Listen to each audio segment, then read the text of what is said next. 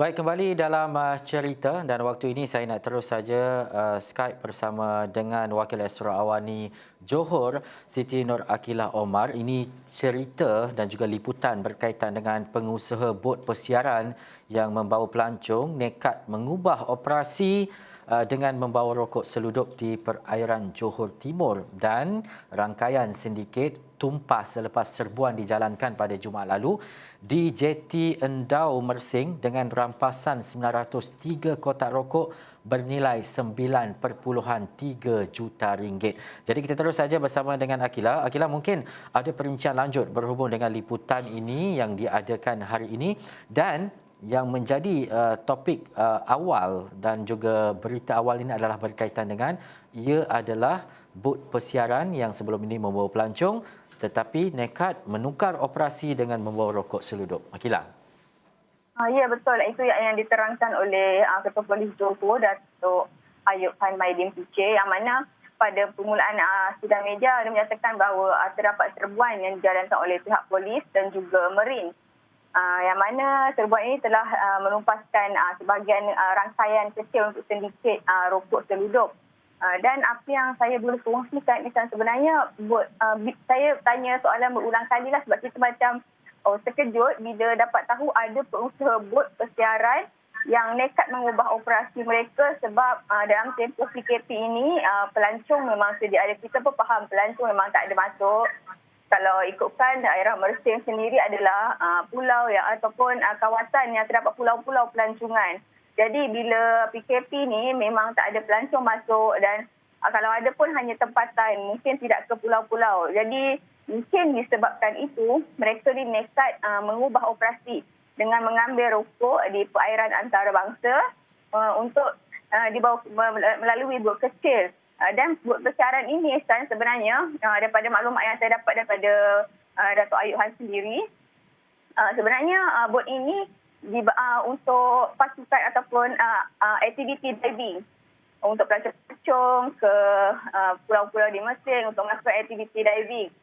Dan apabila saya bertanya lagi apakah yang macam mana dia menyorokkan rokok-rokok seludup di kawasan bot tu, dan dia ada mengubah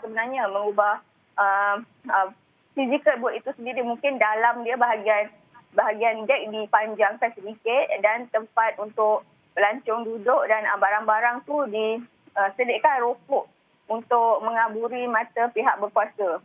Bukan itu saja, Yasan, sebenarnya mereka ada berada di laut, tetapi bila berada di darat mereka menggunakan kenderaan darat iaitu lori. Lori ini juga saya dimaklumkan bahawa mereka berusaha untuk mengaburi mata pihak berkuasa dengan menyelinap ataupun menyorokkan rokok di bahagian dalam, bahagian lori, dan bahagian luar tu dia letak macam contoh air mineral dekat bahagian depan-depan untuk pemeriksaan. Tapi bila kita pergi ke SGR, kan ada masa polis akan cek, buka, dan dia akan nampak air mineral ni lah. Rokok sebenarnya ada di bahagian belakang. Itu yang digunakan oleh sindiket ini, yang mana sindiket ini telah berjaya menahan 3 orang lelaki tempatan yang berusia antara 27 hingga 51 tahun, Resan.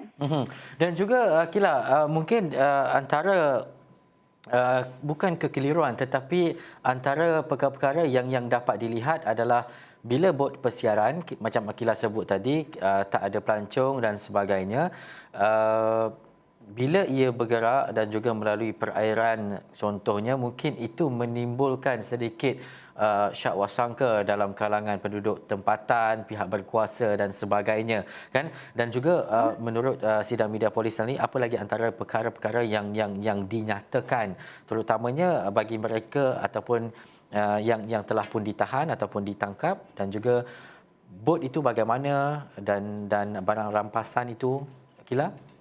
Okey, barang rampasan dan bot ini dibawa ke jeti polis Marine di Endau, dan barang-barang rampasan akan dikendalikan oleh polis sendiri untuk proses selanjutnya bagi mungkin pertuduhan atau pendakwaan dan sebagainya, Ehsan.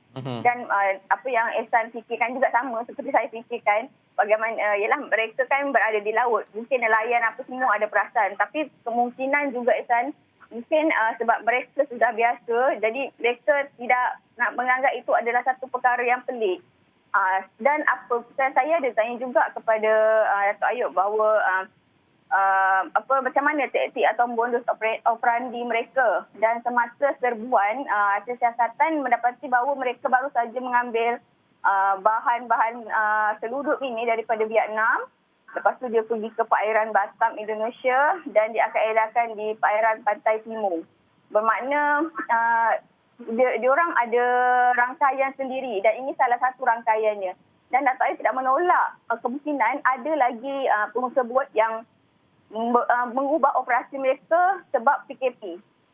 Ya, okey. Itu cerita sebab dengan Akilah ni saya nak bawakan dua cerita mengenai liputan. Tadi cerita berkaitan dengan seludup tu kan, Akilah, seludup rokok menggunakan bot persiaran. Sekarang ni Akilah, kita nak fokus pula berkaitan dengan PKRC, Hospital Permai yang mula beroperasi semalam. Kalau ada perinciannya, Akilah, bagaimana keadaannya sekarang dan bagaimana ia sambutan sebenarnya berkaitan dengan PKRC ini, terutamanya yang melibatkan wanita, saya percaya, untuk Hospital Permai ini. Ya benar, Ihsan. Sebelum ini ada satu PKRC awam, iaitu The Stadium tertutup Pasir Gudang. Dan saya difahamkan PKRC ini sudah penuh hampir 90%. Pernah satu masa penuh sehingga 90%. Jadi oleh sebabkan itu PKRC kedua, iaitu di Hospital Permai, dibuka khusus untuk wanita. Dia boleh menempatkan sehingga 585 katil dikhususkan kepada wanita termasuk ibu mengandung dan kanak-kanak bawah 12 tahun.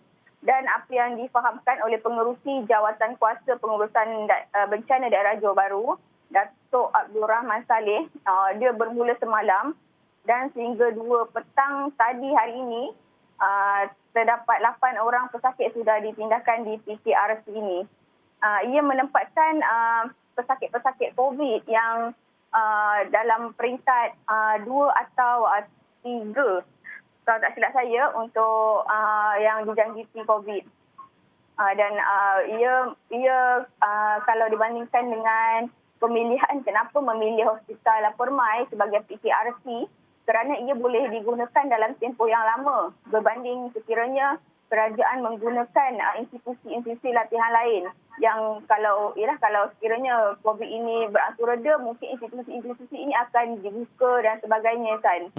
PKRC berisiko rendah ini di Hospital Permai, dan seperti yang Akilah sebut tadi, ia melibatkan untuk golongan wanita, dan juga ini antara langkah dan juga inisiatif dalam kita memastikan supaya tiada kesesakan dalam penempatan-penempatan sebelum ini untuk PKRC. Tetapi secara general ataupun secara awamnya, bagaimana Akilah melihat kepada pematuhan SOP di Johor, terutamanya bagaimana dengan kes-kes harian yang melibatkan jangkitan COVID-19, liputan-liputan yang dilakukan oleh rakan media di sana, Akilah?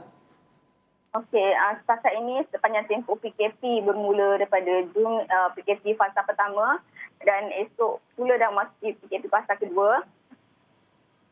Secara keseluruhannya, saya dapat melihat bahawa pematuhan SOP di Johor Bahru ataupun di Johor ini sendiri amat tinggi.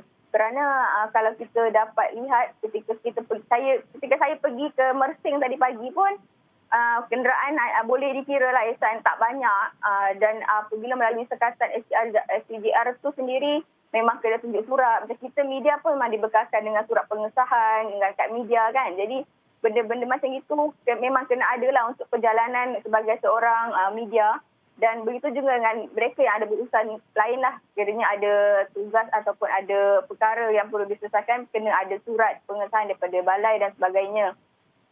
Dan apabila saya ke Mersing tadi pun memang nampak hanya kedai-kedai yang dibenarkan sajalah dibuka. Bermaksud memang pematuhan SOP tu memang tinggi. Alhamdulillah lah, Ihsan. Walaupun kita pun boleh nampak sehingga sekarang ni mungkin kalau dulu Johor 600 lebih kes, alhamdulillah hari ini pun dah 430. Kalau ikutkan daerah Johor Bahru ni sendiri, susah untuk menjadi zon jingga ataupun zon hijau. Sebab sepanjang PKP ni saya rasa pernah zon jingle hanya sekali lah. Sepanjang-panjangnya memang zon merah. Jadi mungkin sebabkan kawasan kilang ataupun kawasan bandar yang memang sentiasa sesak walaupun SOP dipatuhi kan Ihsan. Kita tak boleh nak elakkanlah perkara tu Ihsan. Ya, dan juga akhir sekali Kila, bagaimana dengan ini antara tumpuan media juga untuk berada di pusat ataupun di PPV untuk program imunisasi COVID-19 kebangsaan. Bagaimana dengan kesedaran ataupun mereka yang berada di PPV untuk mendapatkan vaksin ini, Kila? Alhamdulillah, setakat ini saya ada jugalah membuat tinjauan. Macam kita buat liputan pun sambil-sambil kita melihat bagaimana pematuhan orang, bagaimana orang macam sambutan kan orang warga emas atau orang OKU dan sebagainya. Masing-masing mereka mengikuti tembang yang ditetapkan. Ada jugalah kalau kita fikirkan ada juga golongan yang datang awal sebab risau terlepas, appointment dan sebagainya kan. Tapi kebanyakannya mereka mematuhilah arahan ataupun apa yang ditepat dekat untuk PPV ni. Termasuk juga warga emas di sana sebenarnya. Yeah. Kalau ikutkan kan warga emas ni, dia lagi sebenarnya lagi terbuka untuk menerima sebab dia orang dapat galakan daripada anak-anak, daripada family. Daripada situ kita nampaklah Ihsan memang ada orang memang seronok. Bukan dia seronok tapi dia macam dia lebih kepada untuk protect diri dia sendiri dan ahli keluarga dia Ihsan. Dia ibu bapa ataupun warga emas ni dia teruja kan Kila, dan antara yang mungkin ditemui yang pernah menyatakan katanya seronok kalau dapat vaksin, anak-anak nanti dah boleh balik, cucu boleh jumpa dengan cucu. Itu yang meningkatkan semangat mereka yang berada di kampung khususnya. Terima kasih Siti Nur Akilah Omar, Wakil Esok Awani Johor. Terima kasih kepada anda yang menonton cerita. Saya Sanaya dari World Trade Center Kuala Lumpur. Assalamualaikum, jumpa lagi.